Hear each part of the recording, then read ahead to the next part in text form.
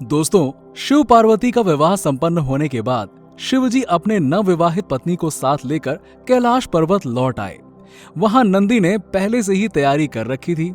शिव और पार्वती के सुहाग कक्ष को तरह तरह के फूलों और मालाओं से सजाकर रखा गया था। ये देखकर पार्वती जी नंदी पर बहुत प्रसन्न हुई। उसी समय अन्य दलों के साथ भगवान शिव भी वहां पर आ गए और उन्होंने नंदी और सभी गणों को आदेश दिया कि हम लोग अब विश्राम करना चाहते हैं। तुम लोग किसी को भी कक्ष में प्रवेश मत करने देना ताकि हमारे विश्राम में बाधा उत्पन्न ना हो।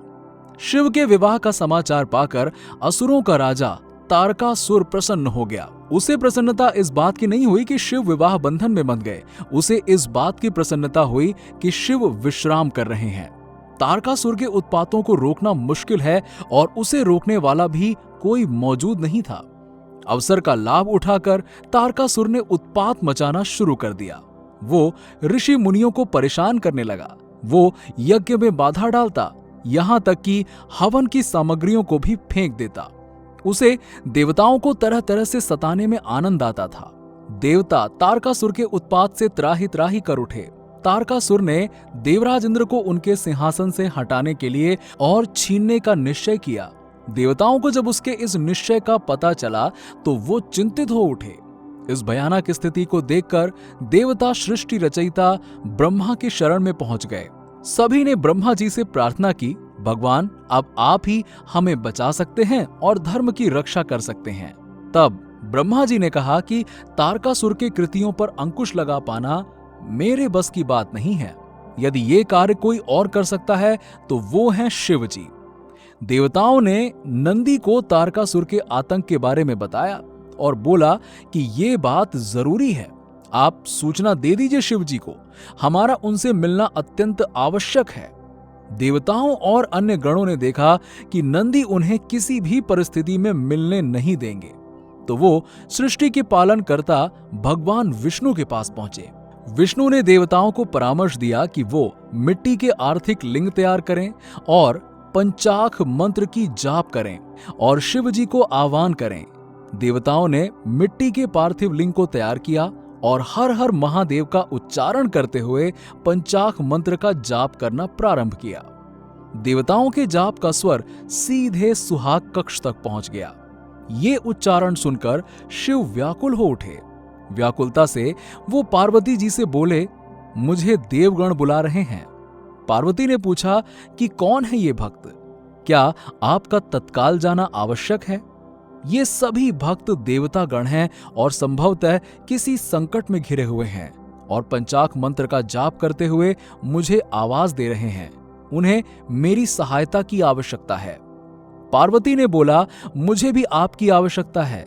और माता पार्वती ने कहा, अगर आप सुहाग कक्ष से मुझे इस तरह छोड़कर चले जाएंगे तो मेरे साथ अन्याय होगा। मैंने सुना है आप किसी के प्रति अन्याय नहीं करते। पार्वती ने भगवान शिव से कहा। पार्वती की बात सुनकर शिवजी सोच में पड़ गए और धर्म संकट की स्थिति पैदा हो गई। यदि मैं देवताओं के पास नहीं जाता हूं तो शरणागत की रक्षा नहीं करने का दोषी बनूंगा और अगर पत्नी को छोड़कर जाता हूं तो पति धर्म से विमुख हो जाऊंगा। मुझ पर यह कैसा संकट आया है। और कुछ निश्चय किया उन्होंने और सुहाग कक्ष के बाहर चले गए। देवताओं ने शिव को देखा तो वो प्रसन्न हो गए और उनके नाम के जय जयकार उठने लगे। शिव ने देवताओं से पूछा, बताइए आप मुझे क्यों पुकार रहे थे? देवताओं ने शिव से प्रार्थना की कि हे प्रभु, तारकासुर के अत्याचार और आतंक से हम देवता भयभीत हो गए हैं। उसने हम लोगों का जीना दुर्लभ कर दिया है और आपको चलकर ही उसका संहार करना होगा। ऐसे में भगवान शिव अपनी असमर्थता व्यक्त करते हुए बोले, मैं तो अभी आप लोगों के साथ नहीं चल सकता, आप लोग कोई अन्य उपाय सोचिए। ये सुनकर देवगण सोच में पड़ गए। उन्होंने मन ही मन विष्णु को स्मरण किया। विष्णु जी ने कहा कि शिव जी नहीं आ सकते तो उन्हें एक पुत्र की रचना करनी होगी और उसे तारकासुर का वध करने के लिए भेजना होगा।